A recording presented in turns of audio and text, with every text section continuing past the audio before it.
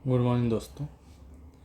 आज हम लोग देखेंगे योगासन शरीर को कैसे बदलता है। साइंटिफिक बेनिफिट ऑफ योगा आसना। संपूर्ण योग विद्या एपिसोड 4 नहीं है, ये 3rd एपिसोड है। ठीक है, सबसे पहले हम लोग देखते हैं इंट्रो। क्या सिर्फ शरीर को मोड़ना ही योग है? Question mark. या फिर योगासन हमारे शरीर के हर अंग जैसे पाचन तंत्र, फेफड़े, हृदय, नसें और दिमाग पर गहरा प्रभाव डालता है। आज हम समझेंगे कि योगासन शरीर में वैज्ञानिक रूप से कैसे काम करता है। ठीक है, और क्यों हजारों साल पहले बताए गए आसनों को आज मॉडर्न साइंस भी मानने लगी है।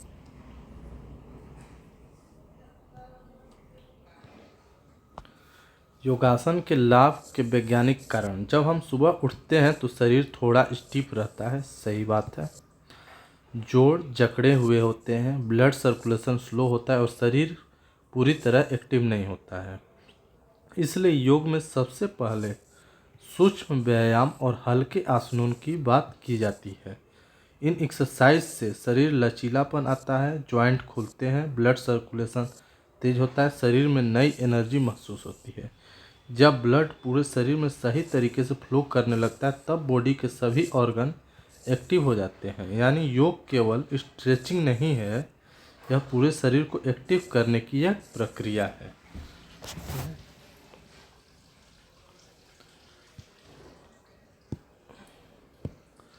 अगला देखते हैं।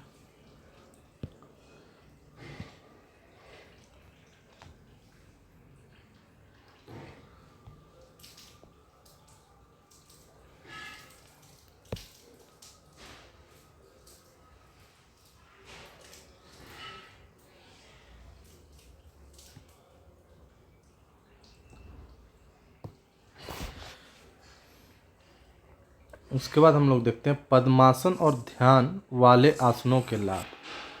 पद्मासन और ध्यान से जुड़े आसनों का सबसे बड़ा लाभ मानसिक स्थिरता है। ठीक है, जब हम ध्यान की अवस्था में बैठते हैं तब माइंड शांत होता है, ब्रीदिंग नियंत्रित होती है, शरीर को एनर्जी ऊपर की ओर प्रभावित होती है।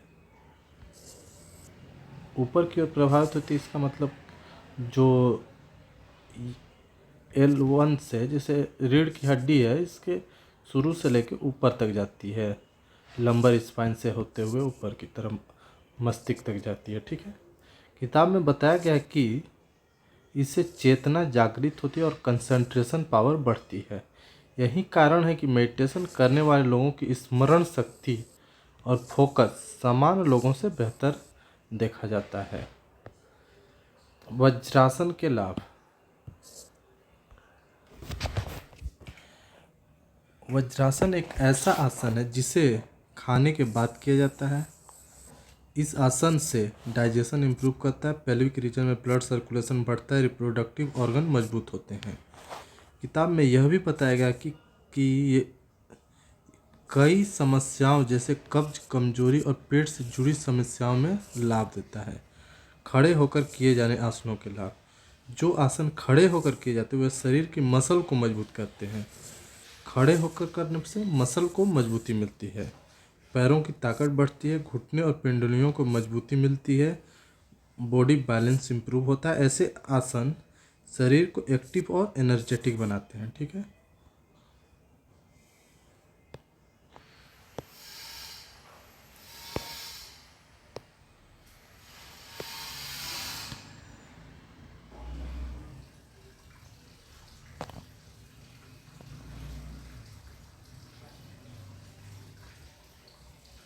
पीछे झुकने सॉरी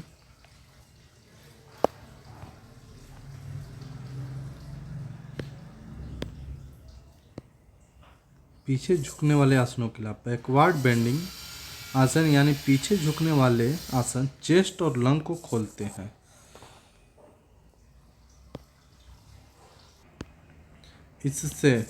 इनसे लंग की कैपेसिटी बढ़ती है, ब्लड सर्कुलेशन इंप्रूव होता है, स्पाइन फ्लेक्सिबल बनती है। किताब के अनुसार ऐसे आसन रीढ़ की हड्डी को मजबूत बनाते हैं और शरीर में नई ऊर्जा भरते हैं। आगे झुकने वाले आसनों के अलावा फॉरवर्ड बेंडिंग आसनों का प्रभाव मुख्य रूप से पेट और डाइजेस्टिव ऑर्गन पर पड़ता है। डाइजेशन बेहतर होता है, मेटाबॉलिज्म इम्प्रूव होता है, नर्वस सिस्टम शांत होता है। ऐसे आसन बॉडी को रिलैक्स करने में मदद करते हैं। रीढ़ मोड़ने वाले आसनों के अलावा ट्विस्टिंग आसन यानी रीढ़ को मोड़ने वाले आसन स्पाइन और इंटरनल ऑर्गन दोनों के लिए लाभकारी माने जाते हैं। इससे स्पाइन फ्लेक्सिबल रहती है, ऑर्गन की मसाज होती है, बॉडी डिटॉक्सिफिकेशन में मदद मिलता है। किताब में यह कहा गया कि हेल्दी स्पाइन पूरे शरीर को के स्वास्थ्य को के लिए बहुत ज़रूरी है। अब देखेंगे सिर के बल किए जाने वाले आसनों के लाभ। सर्वांगासन, शीर्षासन जैसे इन्वर्टेड आसनों में ब्लड फ्लो ऊपर की ओर बढ़ता है। इनसे ब्रेन को ज़्यादा ऑक्सीजन मिलती है, कंसंट्रेशन इम्प्रूव होता है, मानसिक शांति मिलती है। हालांकि ऐसे आसन हमेशा सही गाइडेंस में करने चाहिए क्योंकि ये थोड़ा रिस्की टाइप के होते हैं। जैसे शीर्षासन करते हैं तो उसमें हो सकता है गर्दन में मोच आ जाए, बैलेंस खराब हो जाए तो इधर आदमी गिर सकता है, ठीक है। इसलिए गाइडेंस की यहाँ पे ज़रूरत पड़ती है। आधुनिक विज्ञान और योग, किताब में एक महत्वपूर्ण बात कही गई है। किताब का यहाँ मतलब है संपूर्ण योग विद्या, संपूर्ण योग विद्या बाय राजीव जैन जी, ठीक है। पहले लोग योग को सिर्फ परंपरा मानते थे, लेकिन आज साइंस भी यह मान रहे हैं कि योगा शरीर पर गहरा प्रभाव डालता है। अब रिसर्च यह साबित कर रही है कि योगा स्ट्रेस कम करता है, इम्यूनिटी बढ़ाता है, हार्ट और लंग को हेल्दी रखता है, नर्वस सिस्टम और को बैलेंस करता है।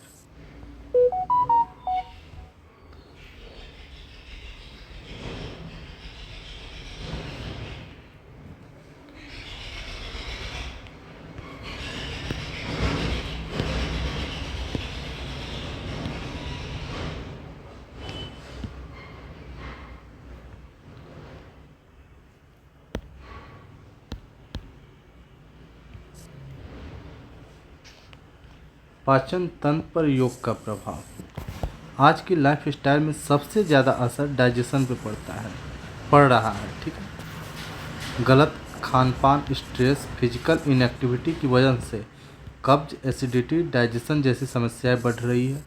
किताब में यह बताया गया है कि कुछ आसन जैसे पश्चिमोत्तानासन, भुजंग आसन एवं मंडूकासन डाइजेस्टिव सिस्टम को मजबूत बनाते हैं। इनसे फूड डाइजेशन इम्प्रूव होता है, ब्लड सर्कुलेशन बढ़ता है, न्यूट्रिशन ऑब्जर्प्शन बेहतर होता है। श्वसन तंत्र पर योग का प्रभाव, आज प्रदूषण, स्ट्रेस की वजह से ब्रीदिंग सिस्टम कमज़ोर होता जा रहा है, ठीक है। योग और प्राणायाम फेफड़ों को मजबूत बनाते हैं। इनसे लंग की कैपेसिटी बढ़ती है, ब्रीदिंग कंट्रोल इम्प्रूव होता है, ऑक्सीजन सप्लाई बेहतर होता है। इसमें कौन कौन आता है? कपालभाति, अनुलोम विलोम, भस्त्रिका जैसे प्राणायाम श्वसन तंत्र को मजबूत बनाते हैं। अनुलोम विलोम का ही आधुनिक एक नाड़ी शोधन आता है, वो भी इसमें आता है।